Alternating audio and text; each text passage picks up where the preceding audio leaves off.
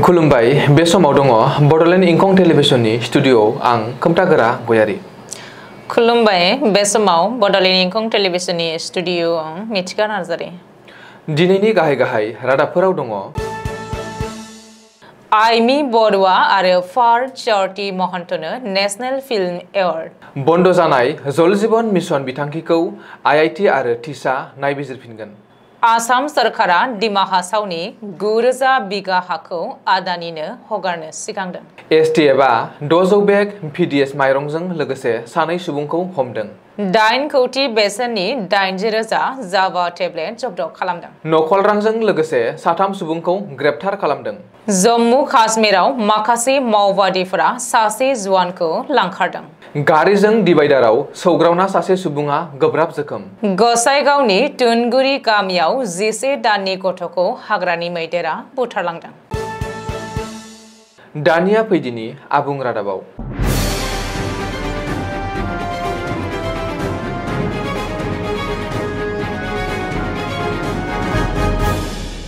स्निजिथि national film एवार्डआव आसामनि सानै बिजाथिया national film award मोननो हादों। बै सानै बिजाथियानो जादों मुंदांखा असमिया एक्ट्रेस आइमि बड'आ आरो फार चार्टी महन्त। सुलुङाव फोरमायथिनाय बायदिब्ला रेयर फीचर्स फिल्मनि केटेगरियाव मोननै असमिया सावथुना गावनि मुंखौ थिसननो हादों।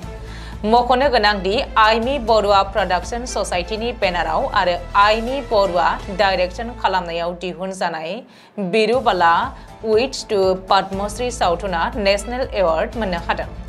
हादरगिरि द्रौपदी मुर्मुनि आखाइनिफ्राय नेशनेल एवार्डखौ आजावदों आइमि बड'आ। नेशनेल एवार्ड मोननो हानाय गुबुन मोनसे असमिया सावथुना जादों हारगिला द ग्रेटर एडजार्टेंट स्टक। फार चार्टी महन्तनि डाइरेक्शनाव पीआई एन्टारटेनमेन्टनि बेनाराव बे सावथुनखौ दिहुननाय जादोंमोन। डाइरेक्टर डक्टर फार चार्टी महन्तआ गावनो बान्था राननाय हाबाफारियाव बाहागो लानानै हादरगिरिनि आखाइनिफ्राय नेशनेल एवार्ड आजावदों। रायजोआव बन्द जानाय जल जीवन मिशन बिथांखिखौ नायबिजिरफिननो एबा रिभिउ खालामगोन आईआईटी आरो टिसआ। आईआईटी आरो टिसनि नायबिजिरफिननायनि उनावसो जागायफिनगोन बिथांखिनि खामानि।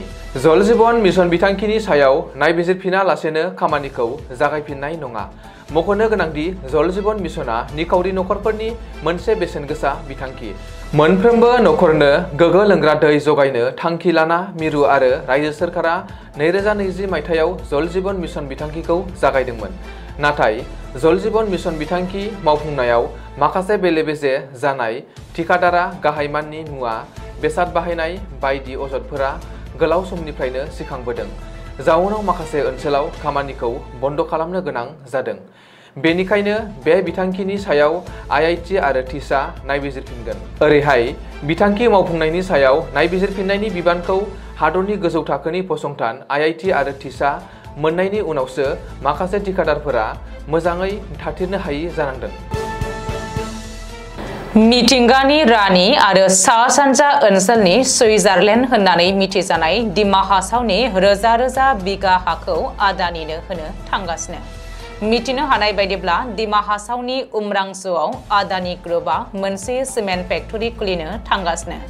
आदानि ग्रुपनि बै सिमेन्ट फेक्टरिनि थाखाय 6 शेड्युल ओनसोल दिमा हासावनि 9,000 बिगा हाखौ डक्टर हिमन्त बिश्व शर्मा दैदेननाय सरकारा हगारनानै होनो थियारि जादों। बे आयदाखौ लानानै दिमा हासावआव गोख्रों सोमावसारनाय हाबाफारिफोरबो सोलिगासिनो दङ। बबेखानि बै रोजा बिगा हाखौ जरिब खालामनानै आदानि ग्रुपनो गथायनायनि थांखियै ओनसोलाव सार्भे खालामनो थांनाय सोरखारनि थान्दैफोरखौ जायगानि गुबुन आफाद आरो रायजोफोरा बेंखननानै हेंथा सोमावसारनाय जाथायाबो जानानै थांबाय। उमरांसुआव फसंनाय गुबुन सिमेन्ट फेक्टरिफोरा दिमा हासावनि आबहावाखौ गुबुंले खालामबाय होननानै सोराङाव फैनायनि उनावबो रायजो सरकारा गुबुन मोनसे सिमेन्ट फेक्टरिनि थाखाय दिमा हासावनि 9,000 बिगा हाखौ आदानि ग्रुपनो हगारनो नागिरनायखौ जायगानि सुबुंफोरा गनायना लायाखै। बबेखानि बै 9,000 बिगा हायाव बरलिं सिंदां, सेरसरुंसां, बरलां, सुइलां, सिंकिलांसु, हाइबेलांसु, सुलिकिं बायदि बायदि मोनगु गामिफोर दङ। मख'नो गोनांदि 2024 मायथाइनिनो आगस्त दानावसो उमरांसनिफ्राय 15 किल'मिटार जानथायाव थानाय नर्थ कासार अट'नमास काउन्सिलनि सट' लारखं गामियाव सिमेन्ट फेक्टरि खुलिनायनि थाखाय जेपि लक्ष्मी सिमेन्टनो 2000 बिगा हाखौ गामिनि सुबुंफोरजों सावरायालासे सोरखारा हगारनानै होदोंमोन। आसाम पुलिसनि स्पेशल टास्क फर्स सुंद'यै एसटिएफआ मंगलबारखालि हराव आइन बेरेखायै लाबोखुमानाय 600 बेग पाब्लिक डिस्ट्रिबिउशन सिस्टेम माइरंजों लोगोसे सानै सुबुंखौ हमनो हादों। कामरुप जिल्लानि सांसारियाव हमनो हादों 600 बेग सुरां माइरंजों लोगोसे सानै सुबुंखौ। सुलुङाव फोरमायथिनाय बादिब्ला सोर सुलुंखौ बिथा खालामनानै सांसारिनि मदनपुर टल प्लाजायाव सिग्रोमनानै AS19AC 5078 नम्बरनि ट्राकनिफ्राय 600 बेग PDS माइरंखौ जब्द खालामदों। रिपर्ट बायदिब्ला बै माइरंफोरखौ जेबो रोखोमनि भेलिड डकुमेन्ट्स गैयालासेनो बरपेटानिफ्राय नसुं रायजो मेघालय फारसे लांगासिनो दङमोन। नाथाय सांसारिनि मदनपुर टल प्लाजायाव एसटिएफजों हमजायो। बबेखानि बेनि सायाव पुलिस बिफाना नायबिजिरनो जागायबाय होननानैबो सुलुङाव फोरमायदों।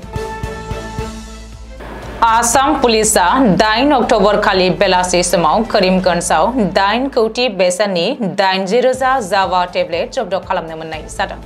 स्रोद संदाननायनि गेजेरजों अपारेशन खालामनायाव आसाम त्रिपुरा सिमाजों नांजाबनाय जिल्लानि सुराइबारि चेक पइन्टआव गंसे ट्राक गारिखौ लाखिनानै सिग्रोमनायाव बेफोर ड्राग्सफोरखौ जब्द खालामनो हादों। बे जाथायाव ग्रेप्तार खालामजानाय दायनिगिरिफोरखौ त्रिपुरानि टिंकु मालाकार आरो सुजित देव होननानै सिनायथिनाय जादों। आसामनि गिबि मन्त्रि डक्टर हिमन्त बिश्व शर्माया करीमगन्ज पुलिसनि बेबायदि गिदिर अपारेशन खालामनानै जब्द खालामनायाव हामलायनाय जासिहरनायखौ टुइटारनि गेजेरजों फोरमायदों। आसाम पुलिसनि एसटिएफ हानजाया दुर्गा फुजा सोलिगासिनो थानाय समाव गुवाहाटीनि चन्दरपुर ओनसोलाव नकलरांजों लोगोसे मेघालयनि 3 सुबुंफोरखौ ग्रेप्तार खालामनाय जादों। ग्रेप्तार खालामनाय सुबुंफोरखौ सोनाब काशी हिल्सनि नंगस्टेननि थागिबि निकलास झांक्लियां 52 बोसोर, सेम्बक नंसिस 37 बोसोर आरो अरिबेन के मार्बिन 31 बोसोर होननानै सिनायथिनाय जादों। गोख्रोङै सिग्रोमनायनि गेजेरजों बिसोरनिफ्राय नोगोद 500 रांनि गासै गां 46 नकल रां बिलाइफोरखौ जब्द खालामदोंमोन। ग्रेप्तार खालामनाय सुबुंफोरखौ सोंलु खालामनानै दासान्दि पुलिसनि आवथायाव लानानै थांनाय जाबाय आरो नकल रां मुद्रा रेकेटनि सोमोन्दै संदाननो गोख्रैयै नायबिजिरनाय जायो।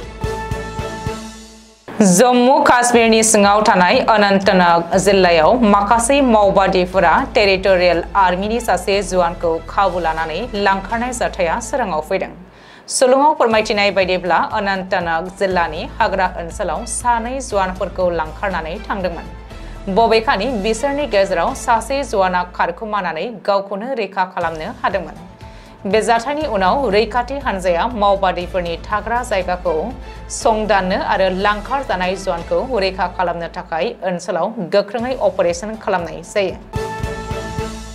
गुवाहाटीनि 6 माइल फ्लाइअभारनि साखाथियाव सासे ड्राइभारा गोबां गोख्रैथियै सालायबोनायाव लामा सेरनि डिभाइडारजों हरखाबै सौग्रावनायाव गोब्राबै जोखोम जायो। जायगानिनो थागिबि सुबुंफोरा फोरमायथिनाय बादिब्ला बे जाब्रबथाय सोमजिनाय समाव गारिनि ड्राइभारा गोबाङैनो जौ फेनाय लोगोसेनो सौग्रावनाय गारिखौ AS01 FG 6990 नम्बरनि I-20 होननानै मिथिनो मोननाय जादों। जाब्रबथायाव जोखोम जानाय सुबुंखौ फाहामथाय होनो देहा फाहामसालियाव लानानै थांनाय जायो। बबेखानि जोखोम जानाय सुबुंनि सिनायथिखौ दासिमबो मिथिनो मोननाय जायाखै। मंगलबारखालि हरनि 15:30 रिंगायाव गसाइगावनि रायमना नेशनेल पार्कनि मासे मैदेरा टुनगुरि गामियाव फैनानै न'आव हाबनानै न'फोरखौ सिफायनानै सिलिंखार खालामलाङो। जायनि जाहोनाव रिंखां बसुमतारीनि 7नि गेजेराव सासे गथ'सा उन्दैसिना जिउ गोमानो गोनां जादोंमोन। गामिनि थागिबि रिंखां बसुमतारीनि 11 दाननि फिसाज्ला महादेव बसुमतारीया रुंसारि जादों। रायखांनो गोनांदि धनगुरि गामिया दिनैसिम जौगानायनि मोखां नुनो मोनाखै। दिनै जाय नखराव दुखुनांथाव जाथाय जायो बियो थानो थाखाय सोरखारि न' गंसे गैया। पुलिस, फरेस्ट गार्ड आरो मेजिस्ट्रेटफोरा गोबां किल'मिटार थाबायनांगौ जायो। बिटिसिनि कसुगाव काउन्सिल बियाबाव सासे मावफुंगिरि सोद्रोमा थासेयावबो बियाबनि रायजो राजाफोरा जौगानायनि मोखां नुवाखै। दिनैनि रादाबा एसेनोसै। गोजोन्थों। गोजोन्थों।